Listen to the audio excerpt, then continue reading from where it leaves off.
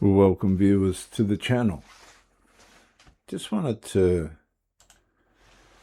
bring to you the cross-cultural theology Muhammad likely encountered before they declared him to be a prophet. Because Muhammad's pre-prophetic trade route world was not religiously empty. It was saturated. It was the crossroad of pagan Arabia, Judaism, fragmented Christianity, Syriac Nestorian influence, Byzantine imperial religion, South Arabian Jewish-Christian conflict, and Zoroastrian Persian pressure, and Hanif-style Abrahamic monotheism. Now that's a lot to try and fit in a over a vast land. And Muhammad was orphaned as a young boy and grew in his early days with his uncle across the trade routes. And all these different religions would have been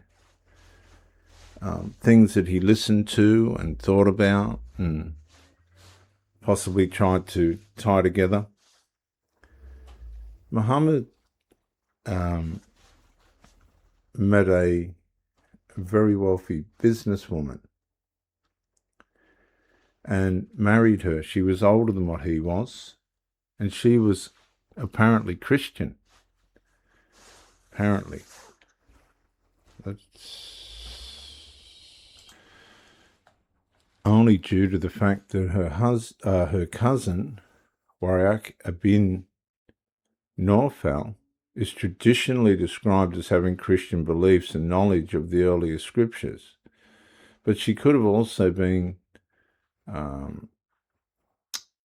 Arabian polytheistic, the worship of various deities associated with the Kaaba, because she was born in Quraysh, the tribe of Mecca.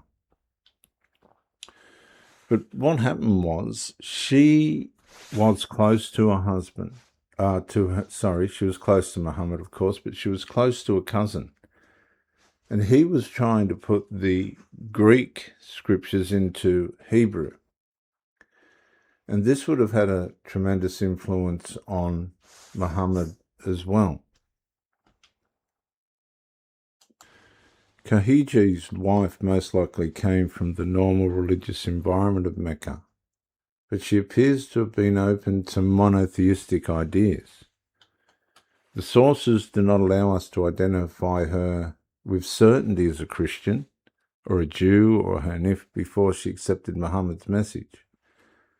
But once Muhammad began preaching, Islamic tradition unanimously regards Khadija, or if I'm pronouncing that correctly, Muhammad's wife, as the first person to believe in his prophetic mission and the first Muslim.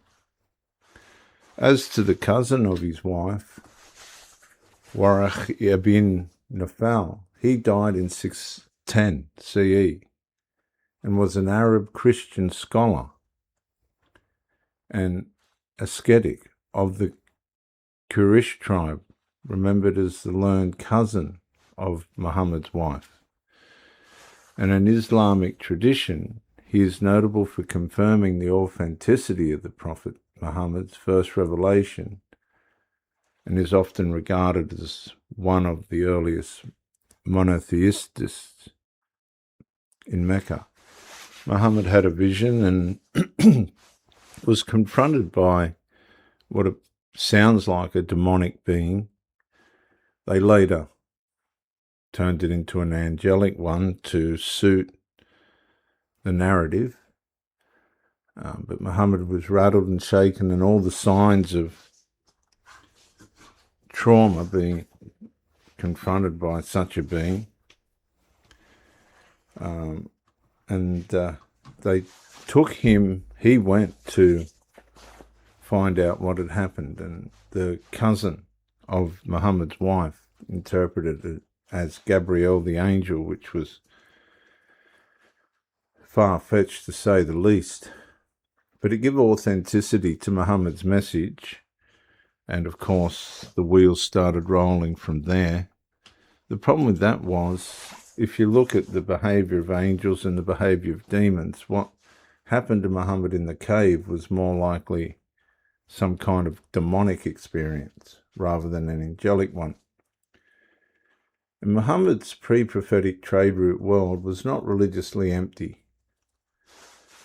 The strongest historical framing is before Muhammad presented himself as a prophet, he likely moved through an Arabian trade environment where biblical memory, Jewish law, Christian doctrine, sectarian Christian disputes, shrine-based paganism, and imperial religious politics were already circulating through merchants, monks, tribes, and caravan towns of an oral teaching. Point number one, Mecca, pagan shrine culture with Abrahamic memory. Muhammad was born in Mecca around 570 and later worked as a merchant before being employed by his wife's cousin to help manage caravan trade to Syria. Mecca itself was a major religious commercial centre with the Kaaba linked to polytheistic worship and trade networks. This means Muhammad's earliest religious atmosphere likely included tribal gods and shrine devotion, pilgrimage economy, sacrifice and oath culture, Kaaba-centered religious identity. Because the Kaaba was in Mecca. So the Islamic center was Mecca. It wasn't Jerusalem or anywhere like that. It was Mecca. The Islamists originated in Mecca, and that's where their focus was. There was claims of Abrahamic ancestry through Ishmael, oral memory of Abraham, Ishmael, angels, judgment, and divine command. But Mecca gave Muhammad a world where religion, money, tribe, and sacred geography already fused. Then there was Syria. Syria was not merely a trade destination, it was a theological borderland shaped by Byzantine Christianity, Syriac-speaking Christian communities, monks and monasteries, Christology disputes, biblical storytelling. There was icons, churches, liturgy, fasting, and asceticism, and theological debate over Jesus, Mary, prophecy, scripture, and judgment. Muhammad may have encountered Christian monks, churches, and biblical stories on northern routes, but the exact Bahara story should be used as tradition, not as hard historical truth. Muhammad come across Judaism. A lot of Jewish communities existed in Arabia, especially in places such as Medina and Yemen.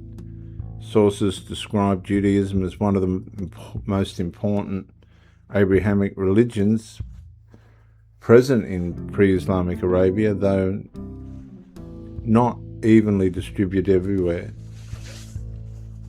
Muhammad's world likely contained Jewish ideas about one God, covenant, Torah, prophets, dietary law, judgment, angels, purity, sacred history.